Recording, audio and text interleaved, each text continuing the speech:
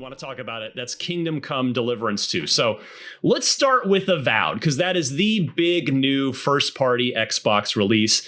Travis, you're not only our guest, so it would be impolite of me to not start with you, but you happen to also review the game for IGN, which is an awesome coincidence. So you gave it a 7.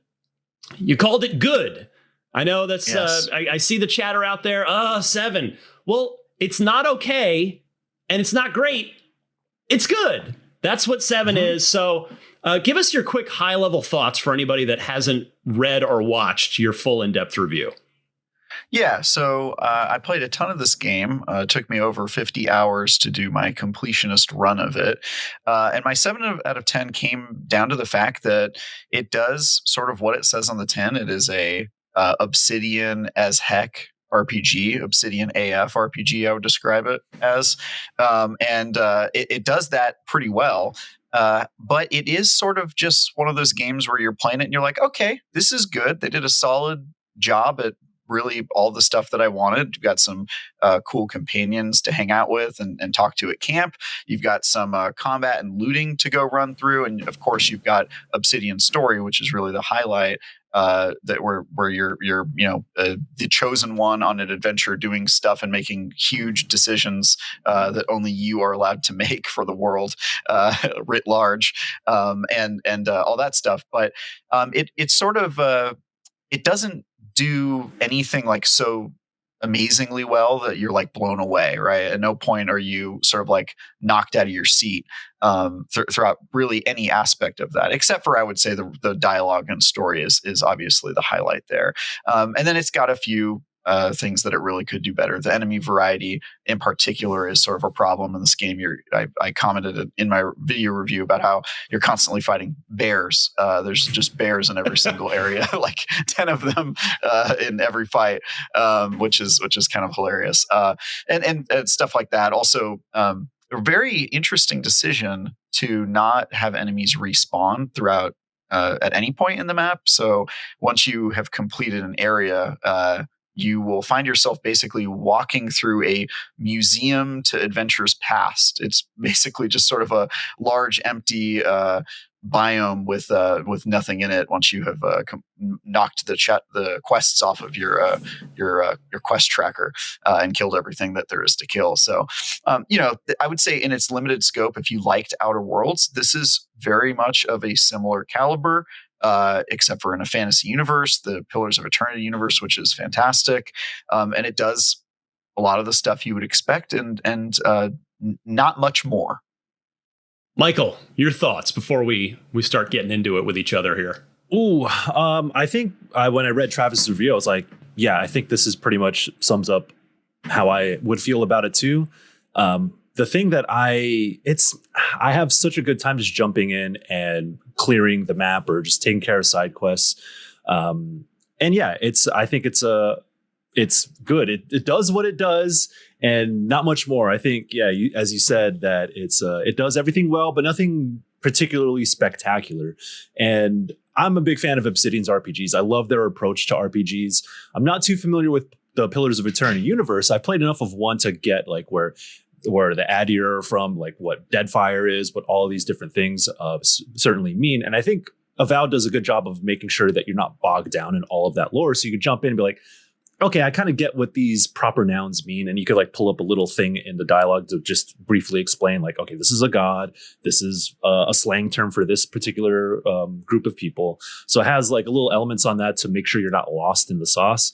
But I do really like the combat in this game. And I've talked about this many times, that I'm always wary of first-person melee combat. Yeah. And, it's not all melee. Okay. the wildest thing was I was like kind of under level or under geared, because the way the leveling system works in this game is a little weird. But I was under geared for a certain bounty that I was doing. And there's a lot of enemies in this camp. And if I took them head on, even with my companions, I was getting wrecked. But what I did, I had an upgraded musket and I went to third person mode. I started playing this thing like Fortnite, baby. I was just popping shots, hiding in corners. I was like playing Counter-Strike. I was counter-strafing.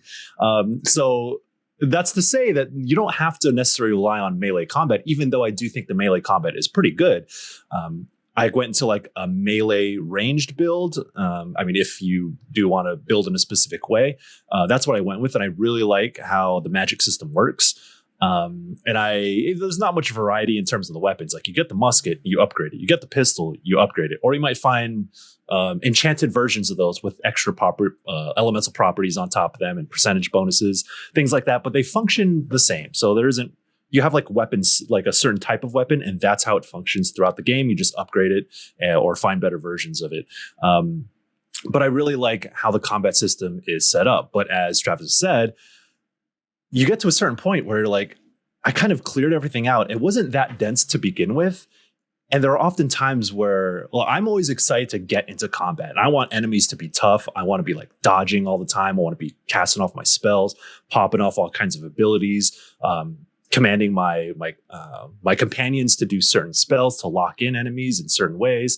There's a lot of layers to combat, I think. I just, as you said, with enemy variety and particularly with the density of its world, that's where I'm like, I wish y'all just gave me a little bit more to chew on because it feels like a finite world. And, you know, if that's what they intended to build, so be it. But I do think that there's kind of a little bit of a disconnect to what this game does well and how the world is built around it. That's from a gameplay perspective, because I do think that they kind of had something special here with the gameplay.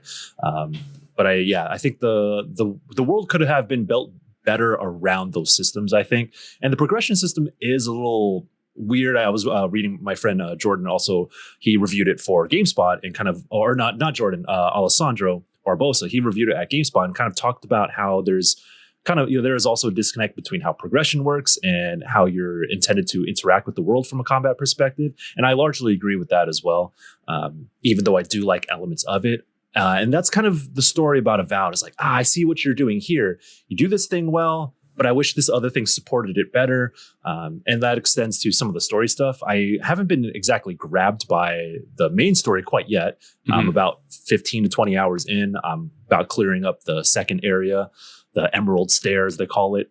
And it's not particularly grabbing me, but there is mystery. There is intrigue behind it. I do find a lot of the side quests pretty intriguing.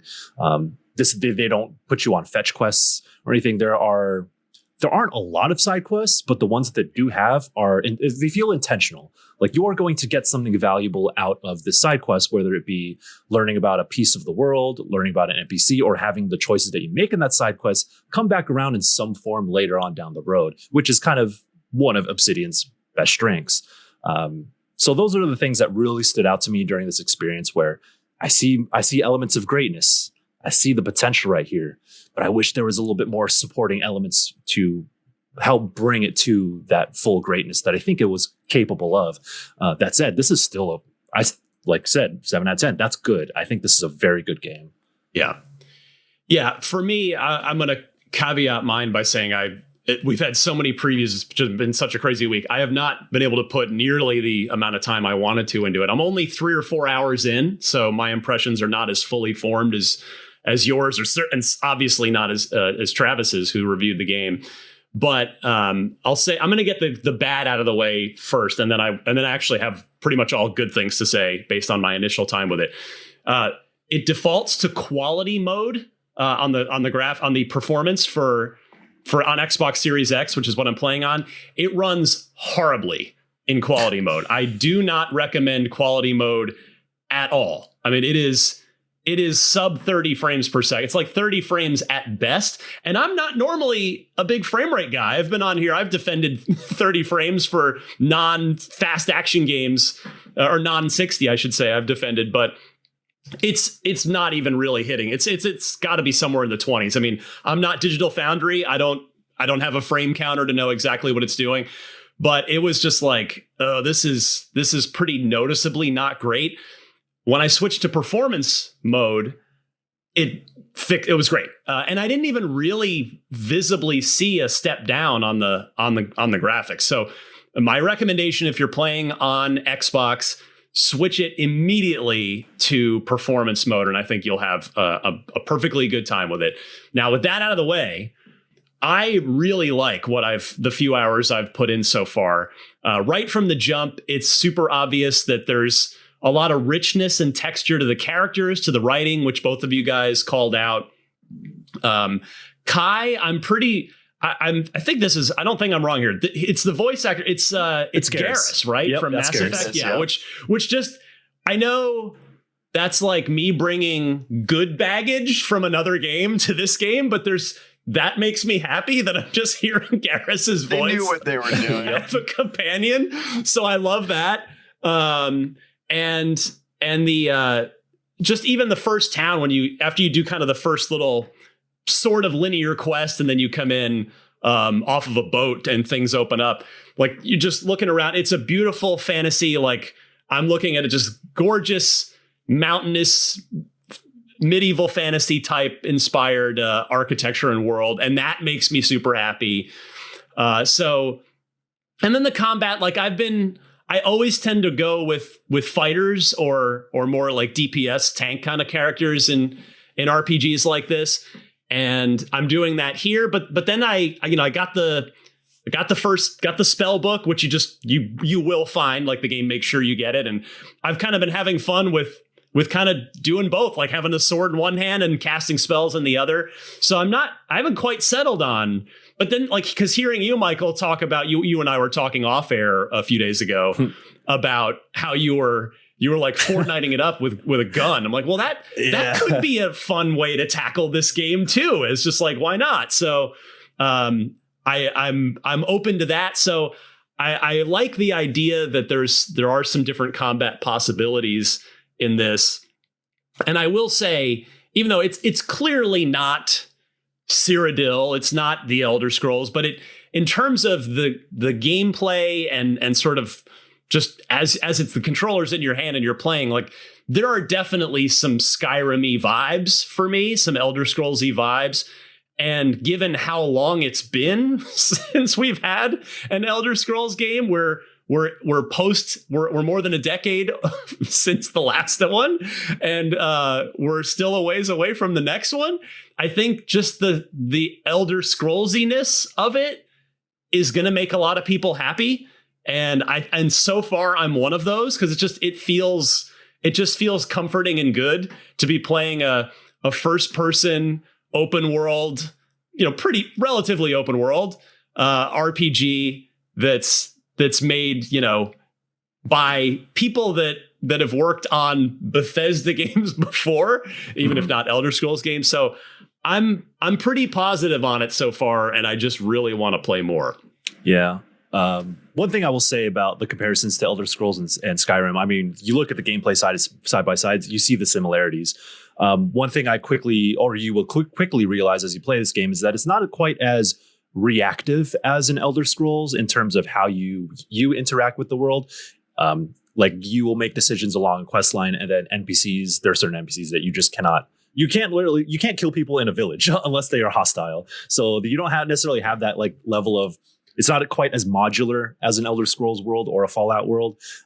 So I think there's a lot of streamlining in this game. And I think that that's necessary for the type of game that Obsidian built for this. Is like, hey, we're telling a specific story. You're not going to go around killing guards or important characters and then facing consequences down the line, breaking quest lines and things like that. So it's a lot more streamlined in that sense.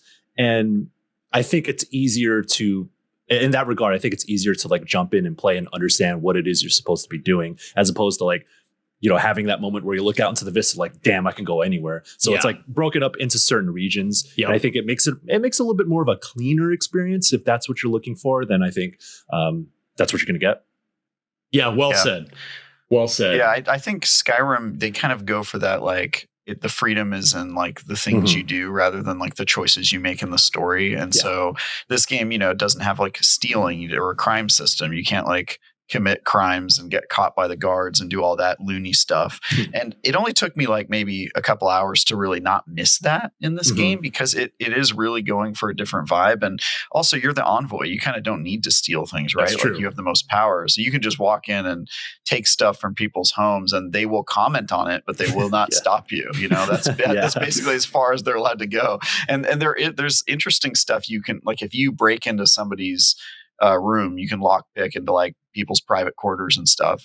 Again, nobody will stop you if you do it, but you can discover stuff that is like private about them, and your character will comment on it, and your companions will comment on the fact that you did that, and there will be no real consequences for it. But it does add a little bit of like context and world building and stuff you can find that you would have missed if you were being a completely lawful person. And so it has some interesting kind of like compromises there, but the thing that it focuses on primarily is that whole, if you're going to make these huge decisions that are going to impact the world permanently and have like long-term effects and possibly cost lives and all that stuff. And so I think it does that sort of story stuff really well, even if you lose some of the like weird RPG mayhem part of it.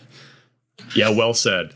Well, I think, all three of us, it's a no-brainer to just play this on Game Pass, right? Like whether or not you want to pay to play it early this holiday weekend, that's certainly up to you. I guess you'd certainly have to be a little bit more excited about it to want to jump in, to want to pony up a little, but it's a no-brainer for Game Pass next week, right, guys? It's like, why wouldn't you sit down and at least spend 4, 5, 6 hours with it and start to sink in a little bit? Yeah. And I would say like the first 10 hours to 15 hours were without question my favorite part of the game. Everything's new. You haven't seen some of the rough edges and like the lack of enemy variety yet. And so like this is like the perfect game. Like if you're only going to play it for 10 hours, I think you would really enjoy those 10 hours, and maybe it's okay if you don't finish it. And so I think Game Pass is a great avenue to give it a try. And then if you do like it, play the whole thing. It's 7 out of 10 is time well spent. I don't want people to think that means I think it's a bad game. If I thought it was bad, I'd give it a 4, which is bad at IGN. It is a good game. It's maybe not as ambitious as some other AAA games out there, but I don't think that's such a bad thing. It also never pretended it was. They never messaged. Totally. They never even tried to fool us into suggesting that. So yeah. And by the way, when you said if the first 10 to 15 hours are the best, to me as someone that's got a lot going on, got a family, got a kid, like that's awesome, because a lot of RPGs, I'm not going to name names right now, but a lot of RPGs, it's like the opposite. It's like, well, after 15 hours, it gets good. And it's like, I'm out. Like, I'm like, forget it. I'm not doing that. So the fact that this game is the opposite, where it's like, no, it's the good stuff's at the beginning. So that is music to my ears, Travis. Yeah. Only it gets good after 15 hours. That's a pretty good one. You could get I get Final Fantasy 14 recommendations where they're like after 70 hours it gets good. That's no slander. Yeah. Hey, I like that game, but it is incredibly unapproachable. I 1000%. As someone who constantly recommends Final Fantasy 14, I'm always like, hey, listen, just the smooth 80 hours, you'll get there. No, I think that does speak to the point of Avowed just being very easy to jump into. It doesn't feel intimidating. I mean, some of the menus will look like, oh my God, this is like a real RPG. It's like you don't necessarily need to worry about that because the game doesn't. It eases you into those systems quite well, and they're not so dramatic where you're like, oh my God, I made a busted, or my build is not optimal, whatever. The game isn't really about that. And I think also because the movement in this game was surprisingly one of my favorite things about it. You move so fast. You have infinite sprint. The dodge system, I think, is really satisfying. So you got some parkour stuff in there too. The mantling is extremely forgiving. I will make jumps where I'm like barely reach the edge, and my envoy is just like, yeah, I'm climbing that. So that Envoy's got forearms for days, dude. Oh my God, yeah, no stamina drain from that. So it's just like a fun world to run around in because you can just like sprint where. Onto everything. I like how the dodge system works too, because if you're strafing or backing up and you press the jump button, you just do a really quick strafe. Yep. It's useful against bears. Yeah. Oh my God. They start barreling at you. It's like, voom, voom, I'm done. You ain't hitting me. So that I really like that element too. That there's a lot of speed to this game, even though you think of a fantasy RPG holding a big axe, like, okay, this is going to be slow and deliberate. And there is room for that. I mean, as we'll talk about Kingdom Come Deliverance, it is very much that kind of game. Avowed is kind of on the other spectrum of that, where I have mentioned playing this game in third person, using a musket, 360 no scoping skeletons like that. I slacked Ryan and I was like, yo, this game is sick. I headshotted mad skeletons with a musket. Like, I can't believe I'm playing a fantasy RPG. So it has like really weird moments like that still are kind of fitting into. Obsidian never really takes itself too seriously. They do touch on important story elements. They do have darker themes, but it's always embedded in like human life is goofy. And so are these some of the things that you do in these RPGs. And I really like that Obsidian kind of carves that out for themselves. And no one really quite does it like them when they are able to balance that sort of levity in a dark and serious world. And yeah, some of the side quests kind of speak to that as well, where they do some social commentary and they do some of that really well. And it kind of gives texture to the world, especially if you don't really fully understand the Pillars of Eternity universe. A lot of those side quests do add some sort of context, whether I don't know who the Steel Garrote is, but now I do, because I know they're a bunch of assholes who are like kind of the authoritarian figure. And I understand how how people feel about them in Paradise and other parts of the world. So there's a lot of good world building that I think is enough to pull you through. Again, it's not going to like pull at your heartstrings necessarily. It's not going to be blowing you away with any new mind-blowing types of storytelling, but it is very solid for what it is. Travis, any parting thoughts other than just go read your review? Yeah, read my review, and I would just say don't. If you're one of those people who's afraid of a 7, like don't be. Like this game is worth your time. I just want to make that clear. It's not the most ambitious game in the world, but that doesn't mean that you can't have a good time with it. Take Ryan's recommendation. I think, because I'm somebody who had to play 55 hours of the game, and I saw a much more close and kind of long tail view of it, but like the at face value, hey, I can no scope a skeleton is, I think, the right approach to this sort of game. So just get in there and start no scoping the skeletons, please. That's my recommendation. And this is only one of 2 planned first-person role-playing game releases from Obsidian this year. We've got The Outer Worlds 2 to look forward to at some point later in the year. But for now, do you think that's going to be like larger in scope? Because they've kind of alluded to that they've admitted they're better at working on sequels. So I'm wondering, are they aiming for an Avowed style kind of scope, or you think it's going to be bigger? I mean, I'm off the top of my head, I'm not recalling any quotes from them about making it bigger. My assumption is that it's going to be similar in size and scope to the first one, which again, for me, I'm totally great with a 30-ish hour well-written RPG. I have no problem with that whatsoever. So yeah, we'll see. I don't know though. I mean, I'm not saying you're wrong. I guess we'll find out. Yeah. So next, I'm okay with it being short, but I was just gonna say I'm okay with it being short. It's mostly like I'm just wondering what they're angling for in terms of, the kind of branching paths of decision making. Like New Vegas, would you describe that as kind of like a smaller RPG? Okay. No. All right. Yeah. Oh man. I mean, the main story is kind of short. I don't know. Right, I have a tough one on that one. That's such a big game though. That's a good like thought experiment though, because I dumped like 100 hours into New Vegas, or like 120, and that was like I did everything in that world, and that wasn't even touching the expansion packs. I just think there was a lot more. There's just more side content, more things to poke and prod out in the Fallout universe, because I think that the template of the modern Fallout game had lent itself to that sort of thing. Yeah. Whereas these are worlds that Obsidian is building from the ground up, more or less. But I get from looking at Outer Worlds 2 and just the way it is being pitched, my perception, and this is not grounded in anything quite yet, but my perception is that it is maybe not bigger, but it is going to be a lot more refined and a little bit more ambitious than Outer Worlds 1 is. Yeah.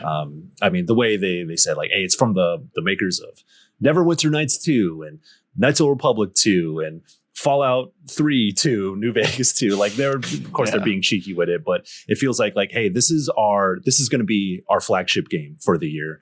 And you know what Outer Worlds 1 is? Well, you know what? We're doing it big this time, or whatever that might be. It just feels like they are putting more stock into this game than anything else, I guess, in modern Obsidian era, I suppose. Well, we'll see again later this year if it stays on track, which, who knows, if GTA 6 ends up dropping, all hell could break loose in terms of game release schedules. So nothing is certain until the game comes out, till it's on your hard drive. Let's take a little RPG break. We'll come back